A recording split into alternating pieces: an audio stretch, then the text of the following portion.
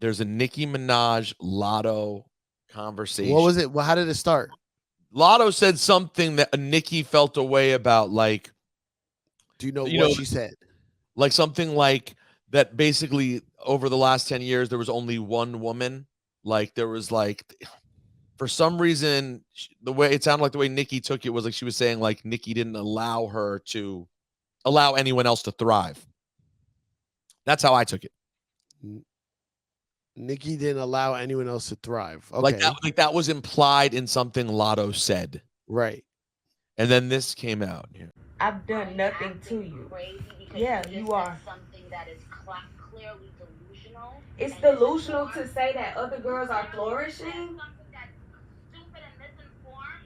It's I'm the one acting crazy. it's delusional to say that other girls are flourishing. Recognize we weren't giving the platforms that we're being given right now.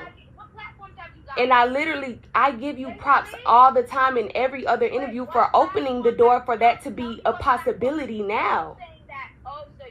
Okay. So what, in conclusion, what do you think you wanna say about, let's let you finish your statement about what rappers were doing before and what they're doing now. I want you to finish it. I finished it, Nicki. Okay. I said for a long time it was you. It was me. Yes, so and your you didn't do your research.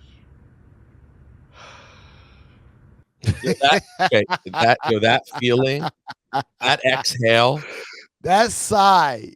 Oh, yo, Saif, I got to tell you, I'm going to say this. Sigh is real. I'm going to say this right now on one app on Patreon because I'm confident that no one who could actually expose anything we say on here would get it out. And I don't care that much, but like I wouldn't want to do it intentionally to get attention. That sigh was the exact feeling that I had when I had to sit there in that 1 hour interview where she just fucking undressed me. Yo, we should put that on one app. Is that on video? What yeah, it's out. That's on YouTube. What, re-release it? Yeah, re-release it. Yo, I had because my incident with her is not on tape, which I wish it was. So I had to sit there and listen to this person tell me I wasn't talented, I wasn't funny, I wasn't smart, imply that the things I said to her, that I said about her music came from some place of either privilege, racism, sexism. Mm-hmm. I had to sit there and eat crow to this woman's face for a fucking hour. Yeah. All these years later, she comes back and is like, yo, that song was shit. That song was trash. Yeah. And at no point thinks, man, maybe I should like say sorry to the dude who I literally tried to destroy over something that I now agree he was right. And you agreed with it back then. You knew and you that's why you didn't want to perform it. Right, exactly. So when Lotto hit that, I was like, yes. No, Lotto is obviously a fan. Obviously a fan of Nicki Minaj. And I don't know what she said, but I don't know the ins and outs and the subliminal games or whatever these rappers nowadays, but definitely a fan. And like it's like if Q-Tip called up, it was like, how the fuck do you think you could do comedy? Huh? Why the fuck? What audacity do you have? No. It would be more like that exact same thing you're saying, but Q-Tip would be calling, being like, I heard the show. Yeah. Exactly. Where you guys said that Busta is the best from a 90s group. Yeah. Like, I don't exist. I mean, we never said that, but you get the idea. Like, it's, well, yeah, but we worship you. We literally talk about you like you're God all the time. Like, what do you, like, you could tell. I've interviewed Lotto. She spoke about Nicki in an endearing, deferential way. Like, and she was, yo, bro. That was, I had I went, wow, people are really going to see people. Maybe if people feel like opening their eyes. But the bottom line is, this is what we talked about a few weeks ago on the podcast. Everyone has their group that's obsessed with them. So the Barbs will never not feel Nicki's right. they'll always reinforce whatever thing No, there's she's some feeling. that probably have. There's probably ex-barbs out there. You think there are people who've deflected? You know how people leave the Mormon church. Yeah. There's definitely ex-barbs for sure. But the thing about her, my main problem with her, and I hate because I did an interview recently. I was on this podcast called Eating While Broke. Very interesting. You do so many podcasts. I mean, it's so cool. Because it's free content. You do someone else's podcast and then you get 5-6 clips out of it. I know, clip man. Okay. Okay. But yeah, it's funny because you make time for all those podcasts, but if you and I are booked together, you have to cancel it. Oh, it's really weird how that works out. Bro, listen. I mean, I'm a conspiracy theorist. I've told you many times, bro. What? What'd you say? Let's go, bro. But you gotta be in bed by 10 o'clock. Oh, really? When were you doing these podcasts? At midnight? You gotta be in bed by 10 o'clock. You're doing these podcasts at what, 3 a.m.? I do these podcasts when you're on fucking ESPN. Well, that's that. See, now we're being truthful. That's when I do them. You think I plan them at that time on purpose? Well, listen, no one knows if Michael K is going to re-sign his next deal, so I might be available very soon. Anyway, this girl, I was on there and she was like, I don't know, one of the questions was like, who don't you like or whatever. I said, I like everybody. The one thing that comes to mind is when Nicki Minaj talked absolutely crazy to me. And I said, I don't want to sit here and talk bad about a black woman. It's not something I want to do, but like, she is the epitome to me of the people you see going up is the people you see coming down. She is literally why I try to be kind to everyone because when people retell the story of what happened again. I can't because I'm about to put it out. So just hold on. What do you mean you're about to put it out? I'm about to put it out. So you didn't already put it out? No, I'm about to put it out. Put it out. Why don't you put it out on Juan app and get us? It's gonna be on Juan app, but it's gonna be its own thing. Okay. So we should have talked about timing this story. That makes sense. This is the moment. I didn't have it ready. I didn't know she was going to spaz out again. But my whole point is like. But didn't you tell the story on One App before? I'm sure I have. I think you have too. I know it's about her yelling at you in front of people. I'm sure I have. Yeah. But the thing is, when a lot of times when you mention her name in the industry to people who work venues or people in the industry or whatever, you mention her name, they roll their eyes and they all have a story. Oh yeah. How much money it costs to get her to come somewhere with the glam, which, whatever, you can't knock it. That's female artists have glam. No, not even male artists have glam too. What am I talking about? It's maybe not as much, but hair and makeup is a big deal. You got to fly out all these people, but it's not even that. It's the way that she treats people. And when you're hot, yes, you get away with it all. But when you're not, and you need that little extra push of something, nobody wants to give it when you treat them like that. Now, then that takes me to my emotions, and I get angry that she screamed on me. So let's stay there, since you're not going to tell us a story today, but you are going to do it on One App in the near future, maybe next week. Yeah. How about this? Yeah. What emotions do you feel? Let's go deep. What emotions do you feel when you think Patreon, whatever? I went to go squash the Rosenberg beef. And where did you go to squash it? The station? She was going to do an interview at Flex's show at the 25th Street location. Yes, that's right. So she was going to go do an interview. I told Flex, can I come up there? I really need to talk to her. She has an issue with mostly him, but I'm in that somehow. And morning show. Do you recall if this is pre or post Summer Jam? It's post. It was post though. Okay. Post, of course. Got it. Okay. It was when remember the Summer Jam before that. Yeah, she thought we had problems. She she approached us on stage. She's like, yo, y'all don't fuck with me. Like, she got in our face. Yes. Like Onika Onika was in our face, so like trash to us. Yes. I remember that well. And I'm like, yo, I know your manager. We love you. We talk about you all the time. We think you're one of the illest lyricists, not female lyricists. She's like, nah, fuck y'all. Y'all be talking mad shit about me. We're like, what is happening right now? And we're like, people are telling you things that don't actually even hear the show. We're looking at each other like, Nicki, what are you talking about? At first, we thought it was a joke. Yeah, that's right. We laughing. We were laughing because we're like, what are you talking about? We love you. And then we were like, oh, this chick is serious. Yep. So boom, boom, all that whole year goes by. Summer Jam happens. She has that in her mind. You say the Starship shit. You say the Starship shit, Summer Jam, blah, blah, blah, whatever. So she's talking shit about the morning show. So I go, as I always do, squash beef in on a phone call or in your face. Check my name out in this industry. It's clean. Yep. Anyone who's ever had drama with me is be like, yo, Cipha came and spoke to me. Cipha came and spoke to me. So we've settled it. So I go up to see Flex. I go, Flex, can I come up there? He's like, yeah, of course. Like, of course. Not even, why even ask me? Just come up. So I'm up there waiting. She walks in. She sees me instantly. She goes, yeah, it had to be post. Yeah, it was before you spoke to her. So she sees me and she goes, Flex, what the fuck is he doing here? Flex starts laughing. He's like, Nicki, chill. He wants to talk to you, bro. She didn't even say hello. Right. She the fuck is he doing here? Yeah. Okay. Flex laughs. Yo, chill. Like, again, it's so outlandish. Flex thinks it's a joke. Now I know it's not, because now we're already in the shits with her. Right. But Flex is laughing like, chill, Nicki, chill. Nah, fuck that. Fuck that. What is he doing here? So Flex is like, oh, she's being serious. He wants to talk to you. Nah, I ain't talking to him. He gotta go or I go. Oh. So Flex. So now my mentorship, my mentor apprentice relationship kicks in. I don't want to fuck up Flex's interview and his ratings and all that shit. So all right, let me, all right.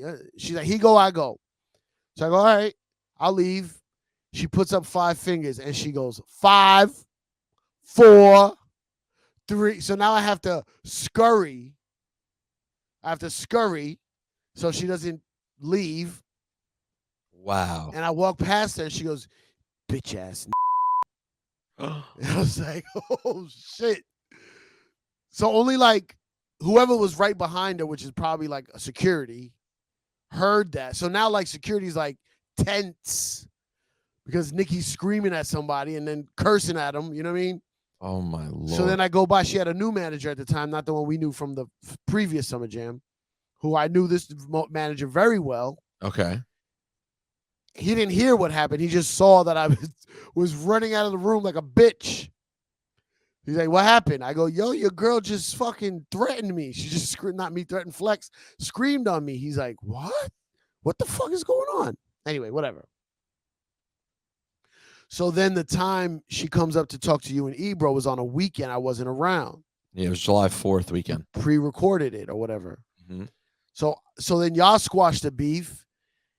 And somehow mine is still lingering. At least to you. I heard little things here and there. Okay. Whatever.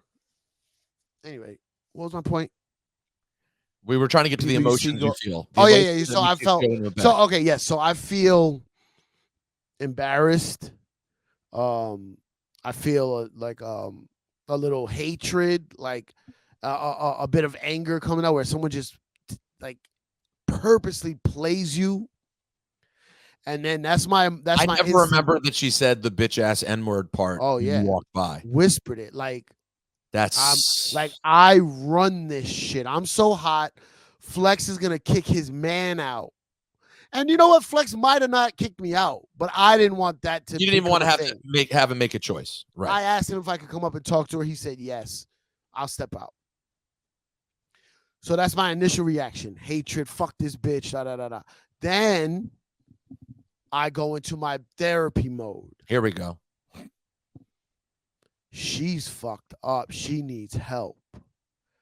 She is like a troubled, traumatized human being, which we all are.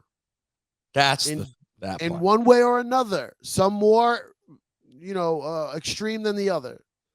But all of us have trauma. That's a thing. Trauma's a thing.